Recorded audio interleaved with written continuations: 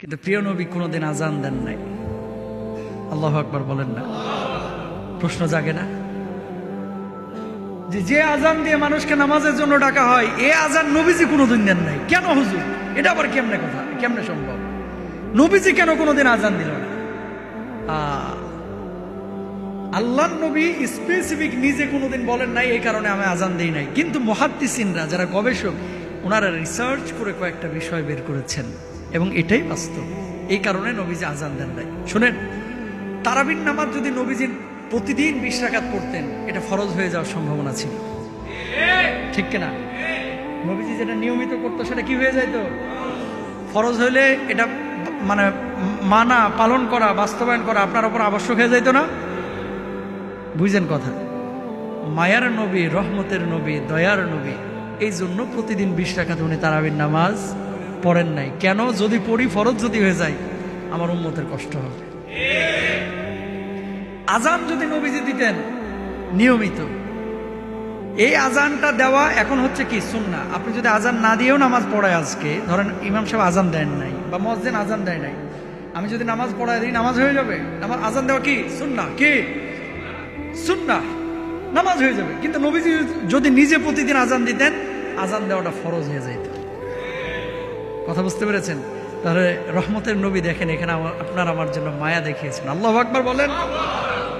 নবীজি যদি কোনো কাজ আদেশ করেন যে এই কাজটা তুমি করো, এটা আপনার আমার মানা আবশ্যক হয়ে যায়, ঠিক কিনা? আজান, আল্লাহু আকবার, আল্লাহু আকবার, আল্লাহ সবচেয়ে বড়, আল্লাহ ছাড়া কোনো মাবুদ নেই, মুহাম্মদ রাসূলুল্লাহ সাল্লাল্লাহু আলাইহি ওয়াসাল্লাম আল্লাহর নবী, হাইয়া আলাস সালাহ, নামাজের জন্য আসো, নামাজের জন্য মসজিদে আসো, নামাজের দিকে আসো, কল্যাণের দিকে আসো, এগুলো কি আহ্বান। বেলাল রাদিয়াল্লাহু তাআলা আহ্বান করেছেন, আপনি আমি আহ্বান করছি, এটার কারণে ফরজ হবে না। কিন্তু নবীজি কোনো আদেশ করলে যার কানের মধ্যে এটা ঢুকে যাবে, তাকে অবশ্যই মসজিদে আসতে হবে, ঠিক কিনা? নবীজি এই কারণে কি করেছেন? ঠিক সেই সময় নবীজি আজান দেন নাই।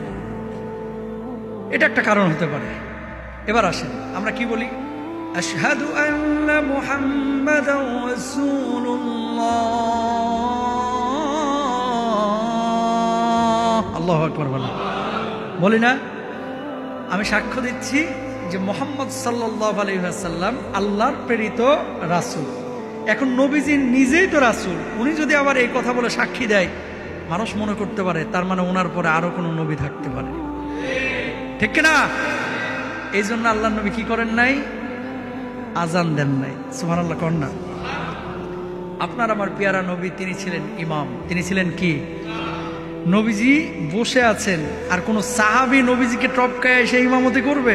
এত বড় কলিজা কোন সাহাবীর হন নাই, হয় নাই। আল্লাহু আকবার বলেন। বরং নবীজি সবসময় কি ইমাম ছিলেন। কিন্তু মৃত্যুর আগে নবীজি যখন মাজুর হয়ে গেছিলেন, দুর্বল হয়ে গেছিলেন, আবু বকর সিদ্দিক রাদিয়াল্লাহু তাআলা আনহুকে আল্লাহর নবী ইমামতির দায়িত্ব দিয়েছিলেন। এবং এমন ঘটনা ঘটেছে, আবু বকর ইমামতি করছেন, আমার আপনার পেয়ারা নবী পেছনে গিয়ে নামাজ পড়ছেন। তো নবীজি ইমাম, ইমামের দায়িত্ব কি? নামাজ পড়ানো। মুয়াজ্জিনের দায়িত্ব কি? আজান দেওয়া। কথা বুঝছেন? মুয়াজ্জিনের দায়িত্ব হচ্ছে আজান দেওয়া, ইমামের দায়িত্ব হচ্ছে নামাজ পড়ানো। তো নবীজি নিজের দায়িত্বটাকে ইমামতির মধ্যে সীমাবদ্ধ রেখেছেন, তিনি মুয়াজ্জিনি করেন নাই। এখানেও আমানতের পরিচয় দিয়েছেন। সুবহানাল্লাহ বলেন। প্রিয় ভাইরা আমার, তো নবীজি সাল্লাল্লাহু আলাইহি ওয়াসাল্লাম কি কারণে আজান দেন নাই? মুয়াজ্জিনের এত সম্মানের কথা তিনি বললেন, অথচ নিজে আজান দিলেন না, এটা কিভাবে সম্ভব?